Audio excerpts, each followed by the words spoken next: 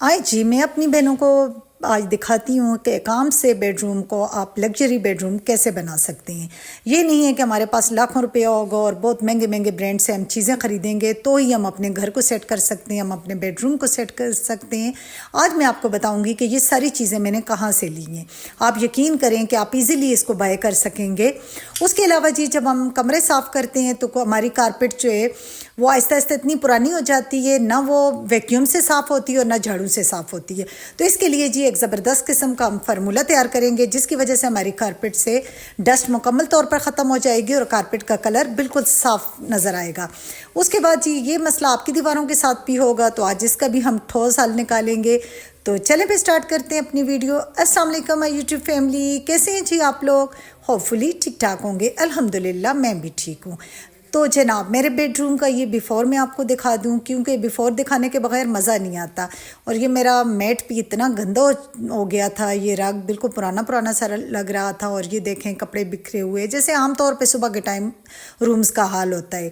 तो आज मैंने सोचा जिस तरह रमज़ान मुबारक की तैयारियाँ जारी हैं, हर घर में सफाइयाँ हो रही हैं, कुछ मतलब आप लोग चीज़ें फ्रीज़ कर रहे हैं, हर औरत मसरूफ़ है, बंदा तो नहीं मसरूफ़ लेकिन हर औरत मसरूफ़ है। तो फिर ये है कि मैंने भी ये स्टार्ट लिया। अभी मैंने चीज़ें वगैरह काट कर फ्रीज़र में नहीं रखी हैं क्योंकि मैं ख़र्च कर देती हूँ वो सारी चीज़ें। जैसे बंदा देखता है कि मुझे सहूलत है तो सारी मैं निकाल कर लगाना शुरू कर लेती हूँ। तो इसलिए मैंने कहा वो काम मैं एंड टाइम पे करूँगी। तो आज मैं अपना बेडरूम सेट कर रही हूँ। बेडरूम सेट करने के लिए मैंने इसकी थोड़ी सेटिंग भी चेंज करनी थी। तो ये काफ़ी भारी था मेरा ड्रेसिंग, तो मैं और मेरी हेल्पर, हम दो मासूम और नाजुक औरतों के लिए इतना हैवी फर्नीचर एक जगह से दूसरी जगह करना आसान नहीं था, लेकिन हमने कर दिखाया। देखे शके दे के हमने पहुंचा दिया। उसके बाद जो मैंने ड्रेसिंग आगे किया तो उसके नीचे वाल का ये हाल था। तो मेरी हेल्पर कहने लगी कि बाजी इसको ऐसा करते हैं कि बस साफ़ कर लेते हैं कारपेट, तो इसको इसी तरह छोड़ देते हैं। मैंने कहा ना यार, ना होगा डोला और ना होगा रोला, इसको सारे को हटाओ, अच्छे से खुरच लो। अब ज़ाहिर इतने से काम के लिए मैं पेंटर तो नहीं मंगवा सकती, तो बस तुम ऐसे करो कि इसको खुरच लो, सारा ऊपर से हट जाए, ताकि रोज़ रोज़ ये गिरता रहेगा और गंद बनता रहेगा। तो मेरी हेल्पर ने फिर मेरी बात सुनी और उसने सारा ऊपर से हटा दिया। ये काफ़ी लंबा टाइम लगा हमारा, क्योंकि इसके हटाने से भी डस्ट इधर उधर इसकी उड़ रही थी, और जब कारपेट पे जो गिरा तो वो उसने भी काफ़ी गंद बनाया।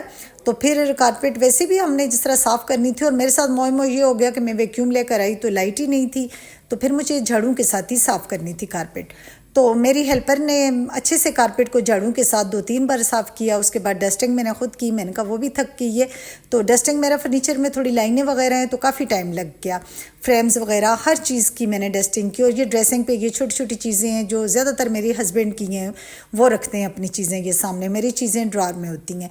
तो वो सारी चीज़ें मैंने साइड पे की, और कितनी ऐसी फालतू चीज़ें जो फेंकने की थी फेंक दी, और सारा मैंने ये साफ़ करके रखा। और ये परफ्यूम का एक डिब्बा था खाली मेरे पास, तो मैंने उसमें ऑर्गेनाइज़ की ये चीज़ें। आपको जो नज़र आ रही होंगी ये खाली जो डिब्बे होते हैं परफ्यूम के, तो ये वो था। और उसके साथ ये छोटी छोटी चीज़ें ये मैंने छोटी सी, मेरे पास बास्केट थी उसमें डाल के रखी। और मेरा घर हो और मनी प्लांट ना हो, ये कैसे हो सकता है?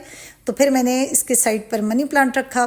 मनी प्लांट जो है घर में आप ज़रूर रखें, क्योंकि ये एयर को प्योरीफाई करता है। मुझे कारपेट इतना इरिटेट करती है, मैं कहती हूँ कि इसमें इतने जम्स होते हैं और डस्ट ऊपर से जितना भी साफ़ करें उसका कलर नहीं निकलता। तो इसके लिए जी हम क्या करेंगे कि एक बाउल में मैंने लिया है सोडा 1 टीस्पून भरकर, और उसके साथ ही मैंने डाला है सिरका आप 3 टेबल स्पून डालें, 4 डालें, उसकी मेजरमेंट का कुछ भी नहीं, आप ऊपर नीचे कर सकते हैं। और उसके साथ मैंने पानी डाला था, और पानी के साथ ही एक ढक्कन जो डिटॉल का होता है आपने वो लाजमी ऐड करना है, क्योंकि कारपेट पे जम्स वगैरह होते हैं और डिटॉल जो है उन जम्स को ख़त्म करेगा।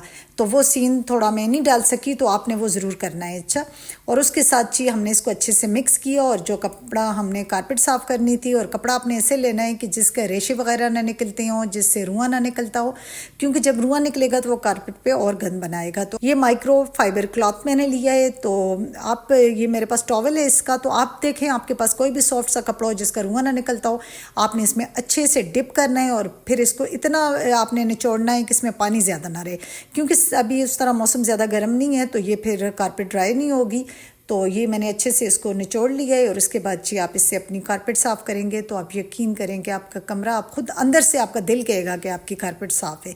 क्योंकि कारपेट का बड़ा मसला होता है, मतलब बंदा सेटिस्फाई नहीं होता, जितनी भी सफाई कर लें सेटिस्फाई नहीं होता, लेकिन आज इंशाल्लाह आप सेटिस्फाई हो जाएंगी।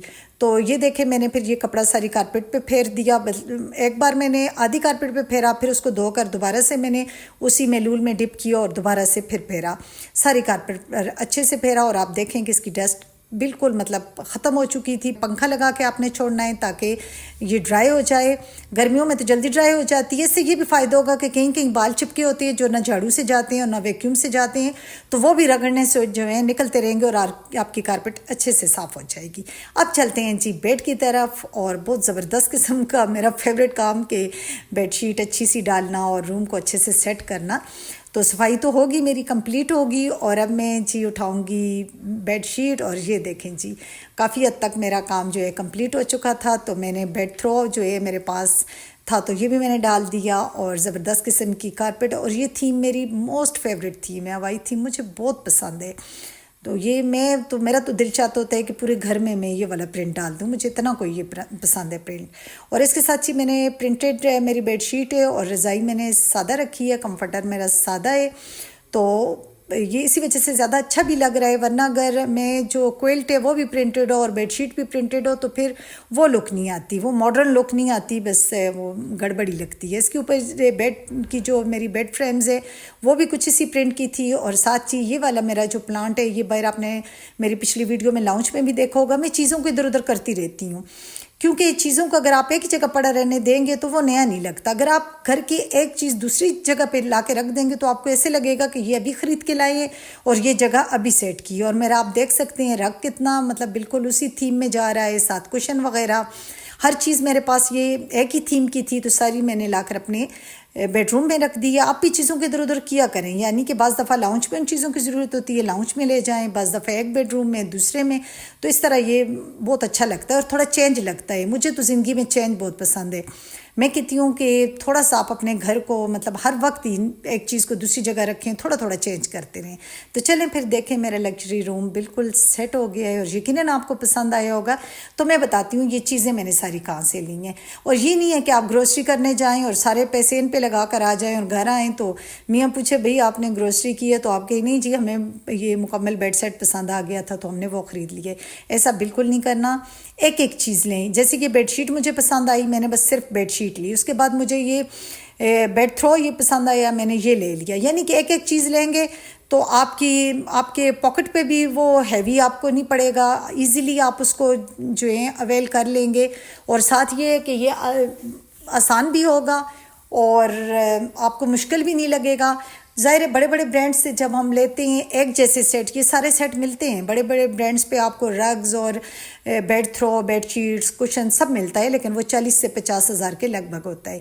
लेकिन आप यकीन करेंगे मेरे बेडरूम में ये सारी चीज़ें मुझे 3 से 4 हज़ार में पड़ी हैं। आप यकीन नहीं करेंगे, लेकिन ऐसे हुआ है। मेरा रग जो है वो मैंने लंडे से लिया था, बाकी सारी चीज़ें जो है मतलब आहिस्ता आहिस्ता मैं शॉप से लेती रही हूँ। तो मेरा ये पूरा सेट तैयार हो गया। तो आप भी ऐसे ही करें कि जब आपके जहन में हो कि आपने ये वाली थीम चलानी है अपने बेडरूम की या लाउंज की, तो बस आप उस हिसाब से एक एक चीज़ जो है ढूंढें और जहाँ मिले तो बस अटैक करके ख़रीद लें।